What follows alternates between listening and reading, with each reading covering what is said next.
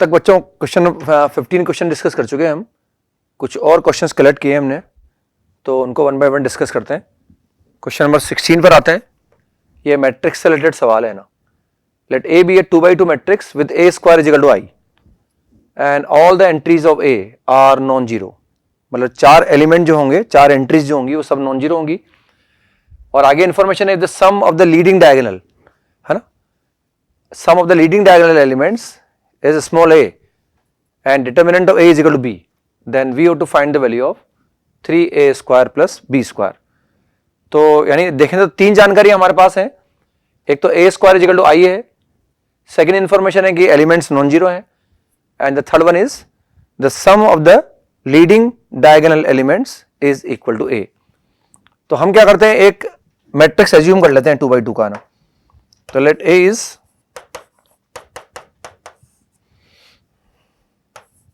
A1 B1 A2 B2, कि मैंने एक मैट्रिक्स एज्यूम कर लिया ना। तो एक तो मैं दे रखा है कि भाई कहीं ना कहीं डिटर्मिनेंट ऑफ ए के बारे में जानकारी है। तो सिंस अगर ए स्क्वायर अगर आई के बराबर है, अगर मैं बोलता हूं कि ए स्क्वायर अगर आई के बराबर है, तो डिटर्मिनेंट ऑफ ए स्क्वायर क्या होगा, ये डिटर्मिनेंट ऑफ आई के बराबर होगा। डिटर्मिनेंट ऑफ ए स्क्वायर को हम डिटर्मिनेंट ऑफ ए का होल स्क्वायर लिख सकते हैं, डिटर्मिनेंट ऑफ आई 1 के बराबर होता है। और ये गिवन है कि डिटर्मिनेंट ऑफ ए बी के बराबर है, तो that is B square is equal to A. तो एक तो हमें जो वैल्यू निकालनी है ना, 3a square plus B square निकालना है हमें। तो एक तो बी स्क्वायर क्लियर कट आ गया हमारे पास। अब जो भी इंफॉर्मेशन है उसका यूज करके मुझे ए स्क्वायर निकालना है। तो मैं इस इंफॉर्मेशन का यूज कर चुका है एक्चुअली, है ना, और भी यूज कर सकते हैं आगे हम चाहें तो, लेकिन हमने डिटर्मिनेंट का यूज करके बी स्क्वायर तो निकाल लिया। अब हमें दे रखा है कि ए स्क्वायर आई है और उसके जो डायगोनल एलिमेंट यानी जो ट्रेस दे रखा है बेसिकली उसका ए दिया हुआ है ना। तो ट्रेस ए का मतलब क्या हो गया, sum of the diagonal leading diagonal elements of A का मतलब यानी ट्रेस ऑफ ए हो गया एक तरह से। वो ट्रेस ऑफ ए हमें स्मॉल ए दिया हुआ है ना। और what is trace of A, a1 plus b2। तो a1 प्लस b2 बराबर ए आ गया हमारे पास। तो अगर मुझे ए निकालना है तो मुझे a1 प्लस b2 निकालना पड़ेगा। अब या तो अलग अलग निकलेंगे, या हो सकता है कि एक ही एक्सप्रेशन आ जाए a1 प्लस b2 के अंदर और वो a1 प्लस b2 को निकाल पाए अपन। अब मैं यहां से क्या ए स्क्वायर को कैलकुलेट कर लेता हूं। तो अगर मैं ए स्क्वायर कैलकुलेट करने लगूंगा तो A square will be equal to a1 a2 b1 b2, a1 a2 b1 b2।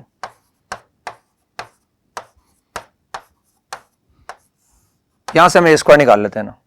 तो अगर मैं ए स्क्वायर कैलकुलेट करता हूं तो पहले 1 1 निकाल लेते हैं, तो a1 square plus a2 b1 आ जाएगा ना। अब मैं 1 2 निकालता हूं तो 1 2 से क्या आएगा, a1 b1 plus b1 b2 आ जाएगा। अब मैं 2 1 कैलकुलेट करता हूं तो what we get, a1 a2 plus a1 a2 plus a2 b2 आ जाएगा ना।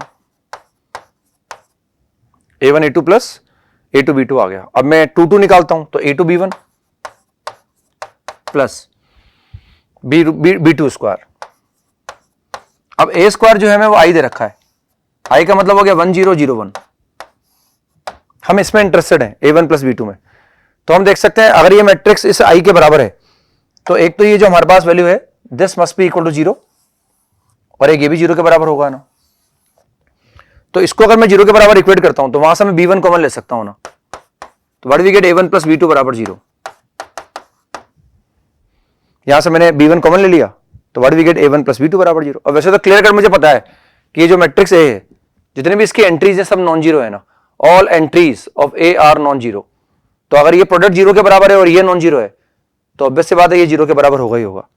तो आगे अगर मैं कुछ कैलकुलेट नहीं करूं तो भी मेरा काम चल जाएगा। वैसे अगर मैं इसको भी अगर 0 के बराबर इक्वेट करता तो यहां से a2 कॉमन आता और अगेन a1 प्लस b2 आ जाता। तो यहां से बोल सकते हैं इतना पर्याप्त है हमारे लिए जो हमें चाहिए। Therefore we can say that a1 plus b2 बराबर 0। और अगर ये 0 के बराबर है तो यहां से मैं क्या बोल सकता हूं, a will come out to be 0। तो a तो हमने 0 निकाल लिया और b स्क्वायर कितना आ गया था, 1 आ गया। Therefore the value of 3a square plus b square is equal to, इसकी वैल्यू कितनी आ गई 3, a स्क्वायर तो 0 आ गया और b स्क्वायर कितना आ गया, 1 आ गया। तो answer will come out to be 1। तो 1 इसका आंसर आ गया बच्चों। ठीक है ना, आसान था ये भी सवाल, मैट्रिक्स से रिलेटेड था सवाल था। जो इन्फॉर्मेशन थी सबका यूज किया हमने और कैलकुलेट करके निकाल लिया। नेक्स्ट क्वेश्चन पर आते हैं बच्चों, हम प्रोबेबिलिटी से रिलेटेड है। A pair of dice is rolled 5 times. Pair of dice को रोल कर रहे हैं 5 टाइम्स। मतलब हम ट्रायल्स का यूज कर रहे हैं, यानी कहीं ना कहीं हो सकता है बाइनोमियल प्रोबेबिलिटी का इस्तेमाल करना पड़े अपने को। तो एक एक्सपेरिमेंट हम 5 बार कर रहे हैं और एक्सपेरिमेंट है पेयर ऑफ डाइस को रोल करना। If getting a sum of 5, if getting a sum 5 is considered as success, then the find the probability of getting 4 successes. तो नंबर ऑफ ट्रायल्स कितना हो गया, वही बाइनोमियल प्रोबेबिलिटी का सवाल हो गया ना। तो नंबर ऑफ ट्रायल्स कितनी है बच्चों हमारे पास, नंबर ऑफ ट्रायल्स हमारे पास 5 है। And what is probability of success, अगर मैं पेयर ऑफ डाइस को रोल कर रहा हूं तो getting a sum 5 is considered as success. तो अगर पेयर ऑफ डाइस को रोल करूंगा तो हमारे पास सैंपल स्पेस तो कितना आ जाएगा, 36 आ जाएगा। और हम चाहते हैं सम 5 आए, तो सम को 5 लाने के लिए तो हमें 1 4 आना चाहिए, या 4 1 आना चाहिए, या 2 3 आना चाहिए, या 3 2 आना चाहिए ना। तो सक्सेस की प्रोबेबिलिटी क्या हो गई, अगर हम चाहें तो भाई गेटिंग अ सम ऑफ 5, इसकी जो फेवरेबल आउटकम है वो तो 4 हो गए, और जो सैंपल स्पेस है वो 36 है। तो प्रोबेबिलिटी ऑफ सक्सेस कितना हो गया, 4/36 हो गया ना, दैट इज इक्वल टू 1/9। तो what is probability of failure, probability of failure is 8/9, probability of failure is 8/9। तो ये नंबर ऑफ ट्रायल्स हो गया, प्रोबेबिलिटी ऑफ सक्सेस हो गया 1/9 and probability of failure is 8/9। Therefore, the required the probability of getting 4 successes in 5 trials of this experiment is equal to, that is 5c4, 5 में से 4 बार सफल होना है हमें, 5c4 p raised to power 4 and q raised to power 1। तो 5c4 is 5, what is p, p is 1/9, that is 1/9 whole power 4, and what is q, q is 8/4, q is 8/9। तो what do we get, 40/9 to the power 5, 40/9 to the power 5।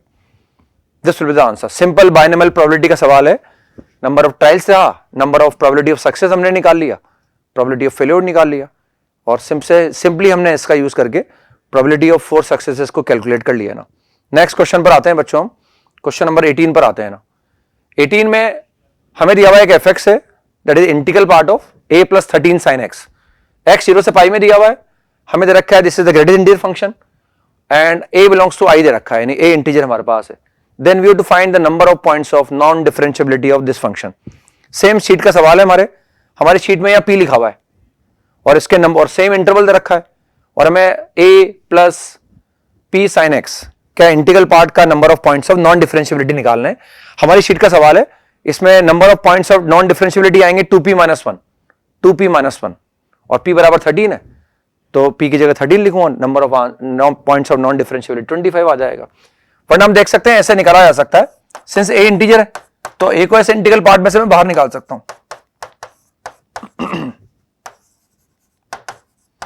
ये ऐसा आ गया। अब हम जानते हैं ये फंक्शन जहां भी डिसकंटिन्यूअस होगा ना वहीं ये नॉन डिफरेंशिएबल आएगा, ये फंक्शन जहां डिसकंटिन्यूअस आएगा वहीं ये नॉन डिफरेंशिएबल आएगा। अब ये डिसकंटिन्यूअस कहां आएगा, x की उन वैल्यूज पर आएगा where this becomes integer, where this becomes integer.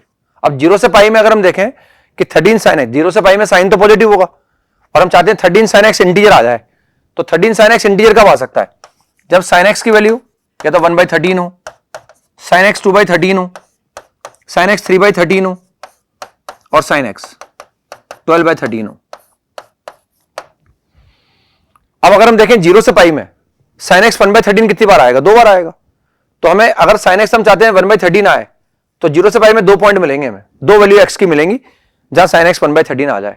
ऐसे 0 से पाई में 2x हमें मिलेंगे जहां ये 2/13 आ जाए, फिर हमें 2x मिलेंगे जहां 2/13 आ जाए, फिर यहां से कितने मिलेंगे मुझे 2x मिलेंगे ना, 2/13 आ जाए, और a आ जाएगा हमारे पास जब sin x 13, sin x की वैल्यू क्या हो जाए 13/13 हो जाए ना, sin x हो जाए 13/13,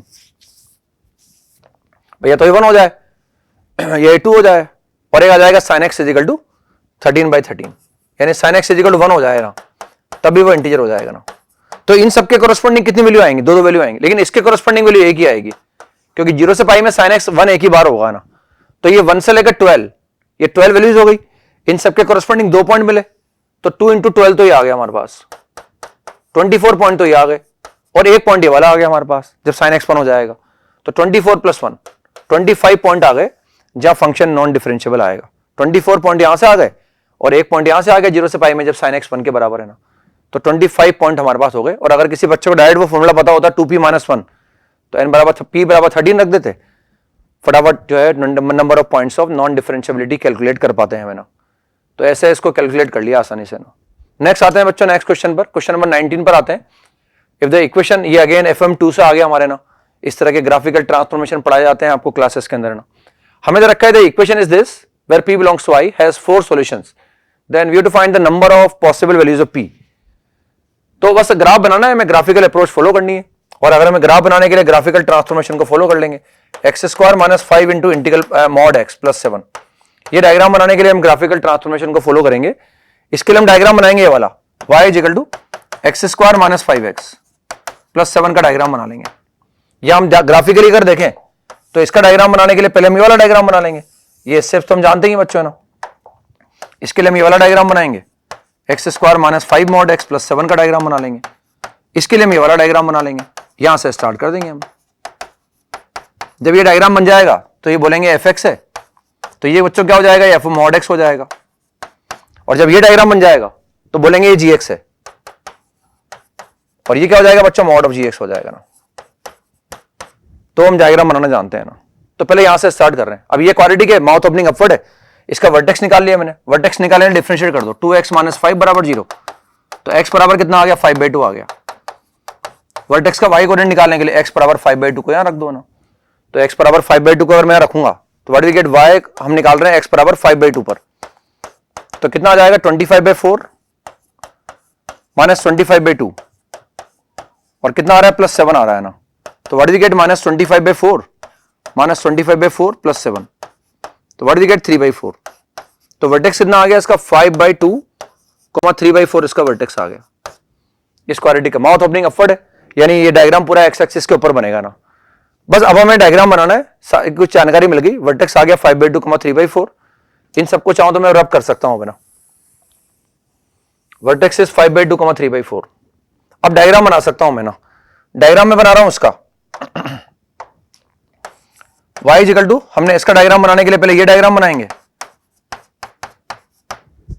अब देखो मॉड, यहां इसका डायग्राम बनाने के लिए मैं ये डायग्राम बना दूंगा ना, x² - 5x + 4, इसका वर्टेक्स आ गया हमारे पास 5/2, 3/4, माउथ ओपनिंग अपवर्ड है, तो ये डायग्राम मैंने ऐसा बना लिया इसका, ये y एक्सिस, ये x एक्सिस, 5/2 मैंने मान लिया यहां है, 3/4 मैंने मान लिया यहां है, ये इसका वर्टेक्स आ गया, माउथ ओपनिंग अपवर्ड, यानी पॉजिटिव है ऑलवेज है ना, यानी इस मॉड की कोई आवश्यकता नहीं है वैसे अपने को ना, इस मॉड की कोई आवश्यकता नहीं पड़ेगी क्योंकि अंदर वाला एक्सप्रेशन ऑलवेज पॉजिटिव है ना।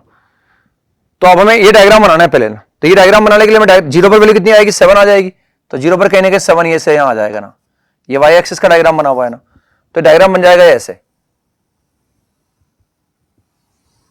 ये इस क्वाड्रेटिक का डायग्राम बना दिया बच्चों मैंने। अब हमें डायग्राम ये बनाना है, तो ये तो fx बना है, ये f mod x हो गया, तो y एक्सिस के बाद इसका मिरर इमेज दे लूंगा मैं। तो पहले मैं क्या करूंगा, मिरर इमेज देने के लिए ये डायग्राम बना दूंगा, इस पोर्शन को गायब कर दूंगा मैं, इस पोर्शन को मैं यहां से गायब कर दूंगा ना, और इसको गायब करने के बाद मतलब उसका मिरर इमेज बना लूंगा मैं।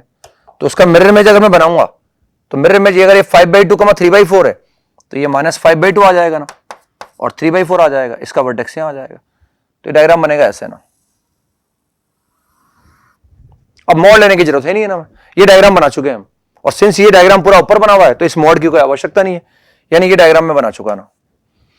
अब हम देख रहे हैं इज इक्वल टू p, तो ये लेफ्ट हैंड साइड का डायग्राम बना चुका, मैं y बराबर p यानी हॉरिजॉन्टल लाइन बनाऊंगा, और वो हॉरिजॉन्टल लाइन हम चाहते हैं इस ग्राफ को 4 सॉल्यूशन का मतलब 4 डिस्टिंक्ट पॉइंट पे कट करे। तो 4 डिस्टिंक्ट पॉइंट पे कट तभी करेगी जब ऑब्वियस से बात है जो p की वैल्यू, क्योंकि अगर हम ध्यान से देखें तो ये जो वैल्यू हमारे पास है that is equal to 3/4, this is 3/4। तो जो हॉरिजॉन्टल लाइन है वो इस तरह से आनी चाहिए ना, हॉरिजॉन्टल लाइन तभी जाके 4 सॉल्यूशन आएंगे हमारे पास है ना, y बराबर p जो हॉरिजॉन्टल लाइन है वैसे आनी चाहिए ना। तो क्लियर कट इससे मालूम पड़ रहा है कि p जो इंटीजर है वो 7 से छोटा होना चाहिए और 3/4 से बड़ा होना चाहिए। अब अगर कोई वैल्यू 3/4 से 7 के बीच में है तो it's acceptable integral values are 1 to 6, 1 2 3 4 5 6, तो there are 6 possible values of p for which this equation will have 4 solutions. तो answer is 6, number of integers are 6। अगर 6 इंटीजर पॉसिबल है उनको अगर मैं रखूं तो इस इक्वेशन के 4 सॉल्यूशन आ जाने चाहिए ना। नेक्स्ट क्वेश्चन पर आते हैं बच्चों, 20 पर आते हैं ना, हाइट एंड डिस्टेंस से रिलेटेड सवाल है, जनरली आता ही है जेई मेन के अंदर है ना। तो इसमें लिखा A B is a building of height 30 metre with base B, यानी ए टॉप पर है ना, बिल्डिंग है, बिल्डिंग को बना लेते हैं अपन यहां ना, ये मैंने बिल्डिंग को बना लिया ऐसे यहां।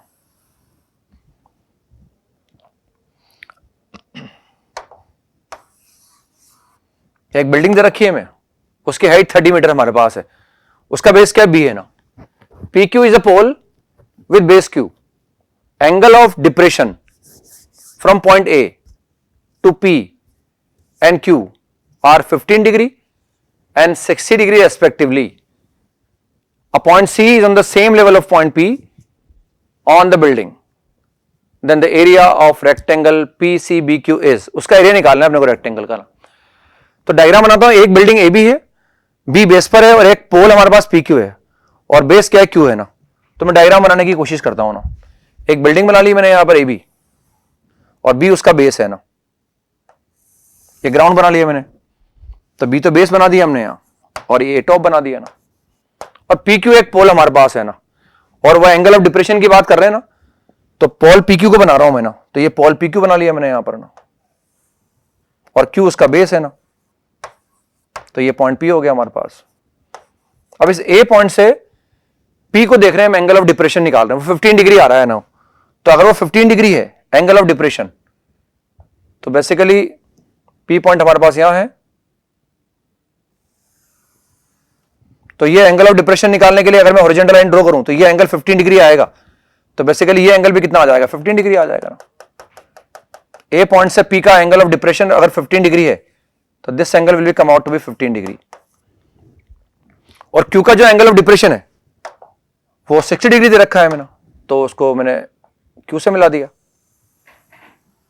तो बेसिकली अगर मैं हॉरिजॉन्टल लाइन ड्रॉ करूंगा तो वो एंगल अगर 60 डिग्री आएगा तो ये एंगल भी 60 डिग्री का आ जाएगा ना। ये डायग्राम दिया हुआ है ना मैं, और क्या इंफॉर्मेशन है हमारे पास, वो ए बी था, बी ग्राउंड पर था, बिल्डिंग की हाइट 30 मीटर दे रखी है, पी क्यू पोल था, क्यू बेस पर था, एंगल ऑफ डिप्रेशन को ड्रॉ कर लिया हमने। A point C is on the same level of point P on the building, P के सेम लेवल पर एक पॉइंट ले रखा है बिल्डिंग में, उसको सी बोल रखा, और हमें एरिया ऑफ रेक्टेंगल निकालना है पीसीबीक्यू, पीसीबीक्यू का एरिया निकालना है मैंने, तो सी पॉइंट को लेना है मुझे बिल्डिंग पर सेम लेवल ऑफ पी, तो पीसीबीक्यू का मुझे एरिया निकालना है ना, और हमें हाइट दे रखी है 30 मीटर है हमारे पास, इस बिल्डिंग की हाइट दे रखी है, ये हाइट 30 मीटर हमारे पास है ना, बस ये डेटा है और दो एंगल दे रखे हैं, तो इसका यूज करना है ना। तो हमें इसका एरिया निकालने के लिए एक तो मैं इसको एक्स एज्यूम कर लेता हूं ना, मान लेता हूं मैं एक्स है हमारे पास है,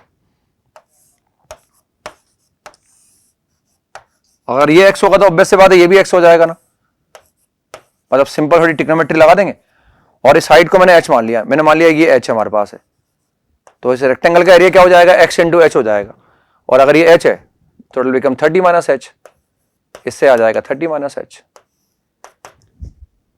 तो हम एक तो ट्राइंगल ए सी पी को कंसीडर करते हैं ना, यहां से निकाल सकते हैं 10-15 degree, in triangle A C P 10-15 degree is equal to perpendicular upon base 30 minus H and base is X, and 10-15 degree is 2 minus root 3, ये हम जानते हैं बच्चों ना, दो वेरिएबल इंट्रोड्यूस किए हमने तो दो इक्वेशन लिखनी पड़ेगी। एक आते हैं ट्राइंगल ए बी क्यू पर आ जाते हैं ना, ए बी क्यू, और अगर मैं ए बी क्यू की बात करूंगा तो 10-60 degree can be written as 10-60 degree is equal to again perpendicular upon base, perpendicular is H, perpendicular is 30, height of the building हो गया ना ए बी, तो ये परपेंडिकुलर बन जाएगा 30 हो जाएगा ना, और बेस कितना आ गया, एक्स आ गया, एंड हम जानते हैं कि भाई this is 10-60 degree is equal to root 3, तो X will be equal to 30 upon root 3।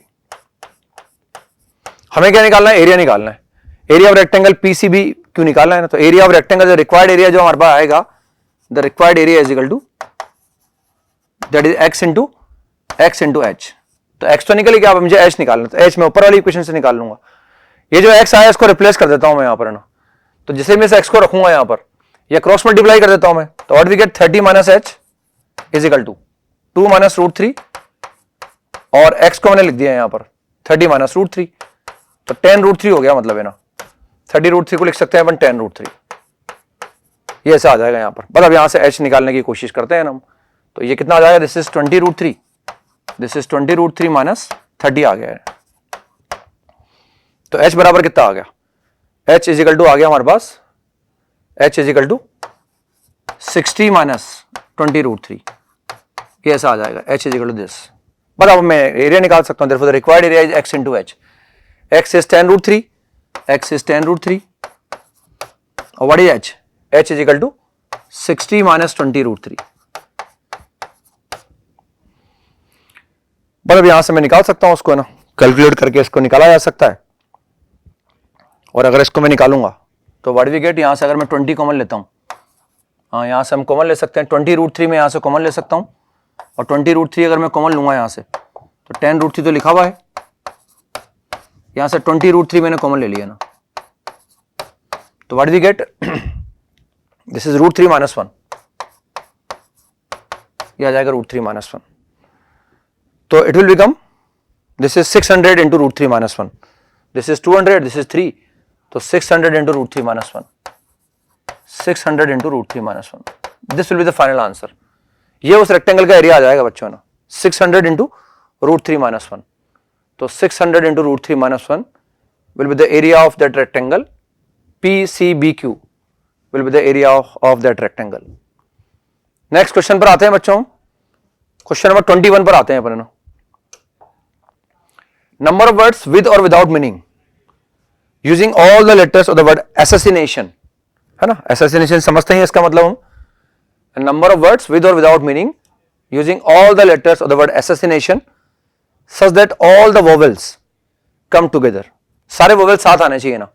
तो पहले वोवेल को कलेक्ट कर लो, ये भी इस तरह के सवाल भी करते हैं क्लासेस वगैरह के अंदर हमें ना, तो वोवेल सारे एक साथ इकट्ठे कर लिए मैंने, ए फिर दिख रहा है हमें, फिर आई दिखा हमें यहाँ पर, फिर हमें ए दिख रहा है, फिर हमें आई दिख रहा है, और फिर हमें ओ दिख रहा है ना, तो 3 तो ए हो गए हमारे पास, 2 हमारे पास आई है ना, और एक हमारे पास ओ है। बाकी वोवेल को अलग, कॉन्सोनेंट को अलग कर लेते हैं, तो एस एस एस और उसके बाद एस, फिर हमें दिख रहा है एन, फिर हमें एन 2 दिख रहे हैं, टी दिख रहा है, इनको काउंट कर लेते हैं ना, तो कितने लेटर हमारे पास हैं, 3 3 6 9 12 एंड 13, यहां भी काउंट कर लेते हैं 13 है क्या, तो 3 6 9 12 13, कोई लेटर मिस नहीं हुआ मतलब, है ना, यानी हमसे गलती नहीं होगी। अब कंसेप्ट में गलती होगी तो बात अलग है, लेटर की काउंटिंग में गलती नहीं हुई। हम चाह रहे हैं जब वर्ड्स बनाने हैं उनमें सारे वोवेल एक साथ होने चाहिए ना, तो वोवेल को अगर हमें एक साथ रखना है तो इनको एक बॉक्स में बंद कर दो आप, तो एक सिंगल लेटर हो गया है ना, तो ये सिंगल लेटर हो गया, सिंगल लेटर, सेकंड, थर्ड, 4 5 6 7 8, ये 8 लेटर हो गए ना। इन 8 लेटर को मुझे अरेंज करना है ना, इन 8 में इसको सिंगल काउंट कर रहे हैं, इन 8 लेटर में 4 अलाई को वन टाइप एंड 2 अलाई को अदर टाइप, तो इन 8 लेटर को मैं अरेंज कर रहा हूं, 4 अलाई को वन टाइप, ये 4 तो एस हो गए और 2 हमारे पास हो गए एन, इसको सिंगल लेटर मानते हुए मैंने अरेंज कर दिया 8 लेटर्स को, ये 7 लेटर हो गए, इसको सिंगल लेटर मान लिया, 8 लेटर हो गए ना। अब मुझे इनको भी अरेंज करना है, क्योंकि ये सब जो हमारे पास अगर डिफरेंट होते तो इसको 6 फैक्टोरियल से मल्टीप्लाई कर देते। इन 6 लेटर को मुझे अरेंज करना है, इन 6 में 3 अलाई को वन टाइप, 3 अलाई को वन टाइप एंड 2 अलाई को अदर टाइप, एंड 2 अलाई को अदर टाइप, मतलब ये कैलकुलेट कर लूंगा मैं और कैलकुलेट करके वैल्यू निकाल लूंगा, तो it will come out to be 50400, this will be the final answer. ठीक है बच्चों, तो ये कैलकुलेट कर लेंगे और ये इसका आंसर आ जाएगा।